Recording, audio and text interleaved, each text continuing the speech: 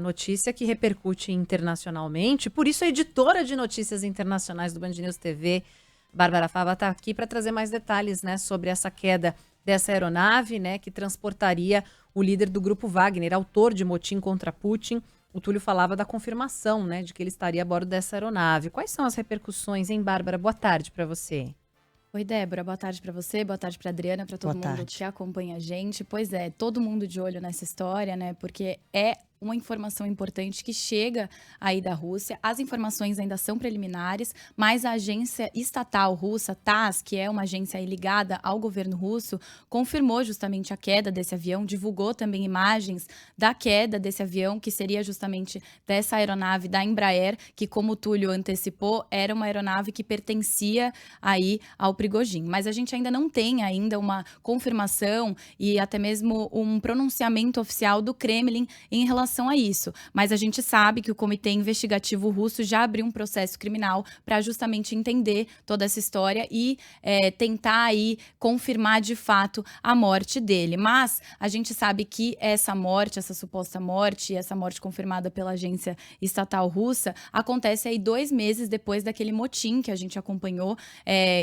que o grupo armado, né, os Wagners, eles invadiram as ruas de Moscou contra a cúpula militar russa, que foi aí o maior desafio do Vladimir Putin dos últimos 20 anos, num momento de guerra na Ucrânia, num momento que ele já estava de certa forma, desestabilizado em relação ao Ocidente. E aí o Grupo Wagner, que era até então o grupo mais próximo paramilitar do governo, organizando todo esse motim e, de certa forma, colocando em xeque o poder do Putin nesse momento que ele já está aí sofrendo sanções ocidentais e já está em xeque, né? A gente já vê aí toda a comunidade internacional excluindo ele, até mesmo aí da cúpula do BRICS. Então, algo bem delicado para ele. Então, a gente tem a confirmação que tinham aí 10 pessoas a bordo, que os 10 passageiros morreram, seriam aí 3 tripulantes, 7 passageiros, inclusive o líder mercenário. E agora essa investigação. Sobre a repercussão internacional, a gente tem aí o governo americano divulgando uma nota dizendo que o presidente americano Joe Biden já está sabendo desse ocorrido e também em breve ele deve aí fazer um pronunciamento sobre essa situação que a gente está acompanhando de pertinho. Enquanto a Bárbara falava com a gente, quem está acompanhando entre nós pelo YouTube, acompanhando a nossa live, viu a imagem do avião, do jatinho caindo. E é muito curioso a forma como o avião caiu. O avião cai totalmente na vertical. Não é como se tivesse um avião tentando, de alguma forma, chegar num local para tentar uma aterrissagem. É um avião que despenca. De repente, o avião despenca na vertical e aí você vê a explosão e a nuvem grossa de fumaça. E a dúvida que fica pela figura que Prigozhin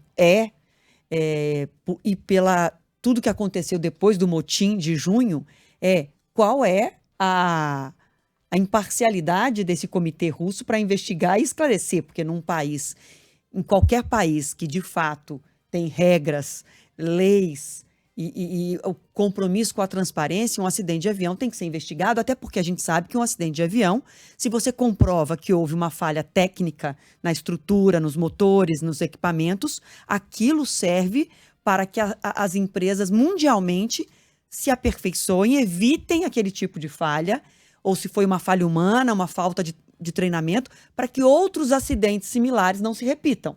E isso é mundial, todo lugar é assim. Um avião que cai no Brasil, que cai nos Estados Unidos, na Itália, na França. Esse acidente tem que ser investigado com uma transparência e divulgado mundialmente para evitar um próximo acidente.